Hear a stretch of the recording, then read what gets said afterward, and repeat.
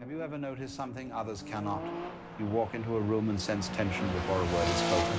You see through the little dramas people cling to, the seriousness they wear like heavy coats, the games they play without knowing they are games. And in that moment, you carry a secret, because you see what others don't.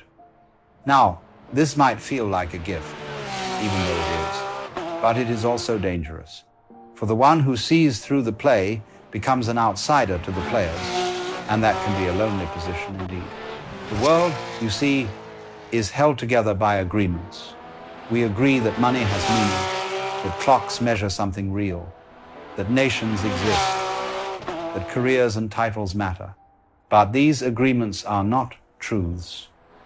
They are conveniences, collective fictions, and what happens when someone pierces the veil, when they see that money is just paper, that time is only in the mind, that success is a costume, suddenly you are no longer hypnotized by the same spell. And this is threatening, not because you are wrong, but because you disturb the game. You laugh while everyone else is still pretending. Imagine children playing a board game. They are deeply invested, arguing over rules, accusing each other of cheating, fighting fiercely to win. Now imagine you, as an adult, watching. No, it's only cardboard, only plastic. You smile at their seriousness. That is how life looks once you see. You realize that so much of what people fight about is no more real than pieces on a board. But if you tell them this, they won't thank you. They'll say you're spoiling the game. And in a sense, you are. This is the danger of seeing what others don't. Those who see differently are often misunderstood. They are accused of being irresponsible, lazy, even mad. History is full of such people. Mystics who saw the unity of all things. Philosophers who questioned society's gods. Artists who painted what no one else could see. They were often ridiculed or silenced, not because they lacked truth, but because truth is uncomfortable. People prefer their illusions. They cling to them. And when you tear away the mask, they don't thank you, they attack you. So the one who sees must learn caution. Vision is not always welcomed by the blind, but let us be clear. Seeing more deeply is not a curse, it is a liberation. For you no longer take life so seriously. You stop being dragged into petty dramas. You stop chasing shadows. You see that all of it, the striving, the competing, the worrying, is like ripples on the surface of a vast ocean. It comes and goes.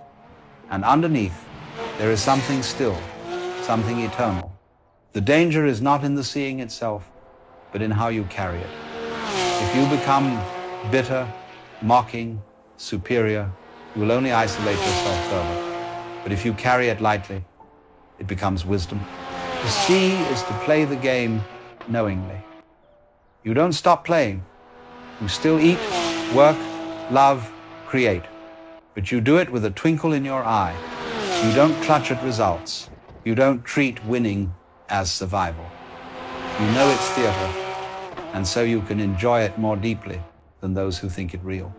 The wisest are not those who escape the game, but those who can dance in it without being trapped. The real master is not the one who leaves the stage, but the one who can act every role with grace, knowing it's a play. Still, there is a cost. To see what others don't means you carry a kind of solitude. You cannot always explain yourself. If you tell people too much, they will think you strange. If you stay silent, you feel alone. This is why, throughout history, those who awakened sought each other out. The poets found poets. The seekers found seekers. The awake found the awake.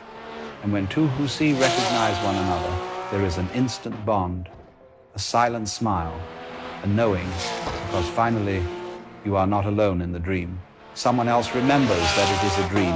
But if you cannot find them, what then? Then your task is to carry the vision alone. To live in the world, but not of it. To go to work, yes, but not believe your worth depends on your job. To love, yes, but not confuse love with possession. To succeed, Yes, but not identify with the trophy. You may still play every part, but lightly, as one wears a costume.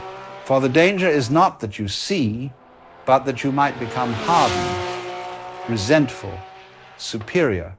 The true sage remains playful, gentle, compassionate, even while seeing what others cannot. Now here is the paradox. Those who see what others don't are often rejected at first, but celebrated later. The madman becomes the prophet. The heretic becomes the saint. The ridiculed artist becomes the genius of a new era. Society resists what it isn't ready to see, but later it calls those same visions wisdom. This means your danger today may be your gift tomorrow, but you must survive the in-between, and that requires humility. You are not better than those who do not see. You are simply carrying a torch that burns too brightly for some eyes. So how does one live with such vision? First, patience. Others awaken in their own time. Second, humility. You do not need to be a preacher. You do not need to be right. Third, playfulness. If life is a dream, laugh at it. Dance with it. To see does not mean to withdraw from the world. It means to enjoy it more deeply, because you no longer confuse the play with reality. The danger of seeing what others don't is real, but so is the joy. For when you see clearly, you are free. And freedom is always worth the cost. Consider for a moment what happens when you suddenly awaken in a dream.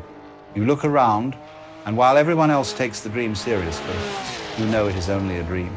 You try to tell them, but they laugh at you. They say you are mad, or that you are spoiling the fun. Yet the truth is that your awareness changes nothing in the dream, it only changes you. The dream goes on, but now you see it differently. That is both the gift and the burden of perception.